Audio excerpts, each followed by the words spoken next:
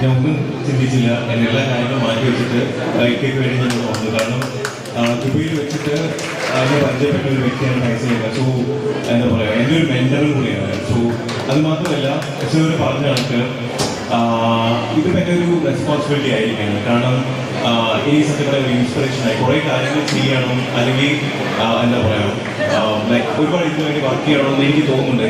അപ്പം എൻ്റെ സമയത്തിൻ്റെ ഒരു കാരണം ഞാൻ ഏറ്റവും കൂടുതൽ വാല്യൂ കൊടുക്കുന്ന ടൈമിനാണ്.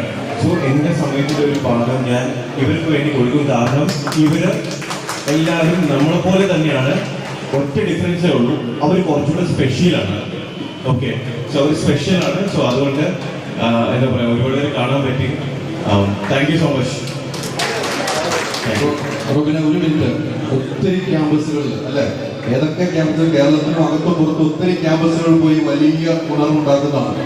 ഇവിടെ വന്നപ്പോൾ നമുക്കാണ് ഒരു ഉണർവുണ്ടായെന്ന് തോന്നിയില്ലേ ഈ കുട്ടികളെ കണ്ടപ്പോൾ?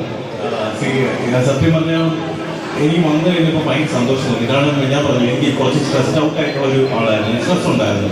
ഇവിടെ വന്നു കഴിഞ്ഞ് ഇവരെല്ലാവരുമായിട്ട് ഇൻട്രാക്ട് ചെയ്തപ്പോൾ എൻ്റെ സ്ട്രെസ് എല്ലാം മാറി. അത് മാത്രമല്ല, സത്യം പറഞ്ഞാൽ കുറച്ച് പേര് വരുന്നുണ്ടെന്ന് പറഞ്ഞപ്പം ഈ ഫേമസ് ആയിട്ടുള്ള ഇത്രയും വലിയ റെപ്യൂട്ടഡ് ആയിട്ടുള്ള ആൾക്കാരുടെ കൂടെ എനിക്ക് ഈ ഒരു സ്റ്റേജിൽ പങ്കിടാൻ പറ്റുമെന്ന് ഞാൻ ഒരിക്കലും പ്രതീക്ഷിച്ചില്ല.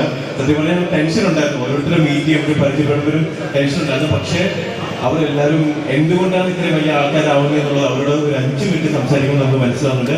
So thank you so much. കാരണം നിങ്ങളുടെ എല്ലാവരുടെയും കൂടെ ഈ ഒരു ഭാഗമാകാൻ കഴിഞ്ഞതിൽ ഒരുപാട് സന്തോഷമുണ്ട്.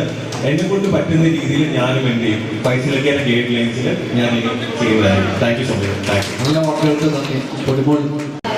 റോബിൻ ചേട്ടൻ ഇപ്പോൾ ടോട്ടലി ഒരു 10-98 പ്രോഗ്രാംസ് പങ്കെടുത്തിട്ടുണ്ട്. അതിൽ ഞാൻ കൂടെ പോയിട്ടുള്ളത് 2 or 3 ഫംഗ്ഷൻസിന് മാത്രമാണ്.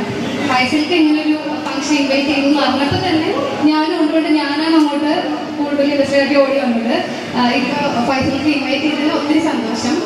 ഇതേപോലെ തന്നെ ഞാൻ എപ്പോഴും എൻ്റെ ഫാമിലിയുടെ അടുത്താണെങ്കിലും റിലേറ്റീവ്സിൻ്റെ അടുത്താണെങ്കിലും പറഞ്ഞൊരു കാര്യം, ഇപ്പോഴല്ല, ഒരു 6-7 വർഷത്തിനുള്ളിൽ എനിക്ക് സ്വന്തമായിട്ട് ഒരു ഓൾഡ് ഏജ് ഹോം അല്ലെങ്കിൽ ഒരു ഓർഫനേജ് തുടങ്ങുന്നത് ഭയങ്കര ആഗ്രഹമുള്ള ഒരാളാണ്. ഞാൻ പണ്ട് ഞാനൊരു 25 വയസ്സിൽ സ്വന്തമായിട്ട് ഒരു സ്ഥാപനം സ്റ്റാർട്ട് ചെയ്ത ഒരാളാണ്. അന്ന് സ്റ്റാർട്ട് ചെയ്യാൻ നിന്ന സമയത്തും എൻ്റെ റിലേറ്റീവ്സ് ആണെങ്കിലും ആരാണെങ്കിലും എൻ്റെ അടുത്ത് പറഞ്ഞത്, ഇത്രയും ചെറുപ്പത്തിൽ ഇത്രയും റിസ്ക് എടുക്കണം, ഇതൊന്നും നടക്കുന്ന കാര്യമില്ല, അങ്ങനെയാണ് പറഞ്ഞത്. പക്ഷെ അത് ഞാനിപ്പോൾ 4-5 വർഷമായിട്ട് സക്സസ്ഫുൾ ആയിട്ട് റൺ ചെയ്ത് കാണിച്ചുകൊണ്ടിരിക്കുകയാണ്.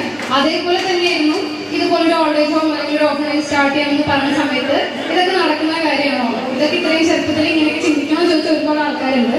അതും ഞാൻ കുറച്ച് വർഷങ്ങൾക്ക് ശേഷം നടത്തി കാണിക്കണം, അതിനൊരു പാർട്ടാണെന്ന് ഭയങ്കരമായിട്ട് ആഗ്രഹിക്കുന്ന ഒരാളാണ്. അപ്പൊ ഇപ്പോൾ ഇതിനൊരു പാർട്ടാവാൻ സാധിച്ചതിൽ ഒത്തിരി സന്തോഷം. Thank you so much. നല്ല വാക്കുകൾ, നല്ല പ്രചോദനമാണ്. ഇനി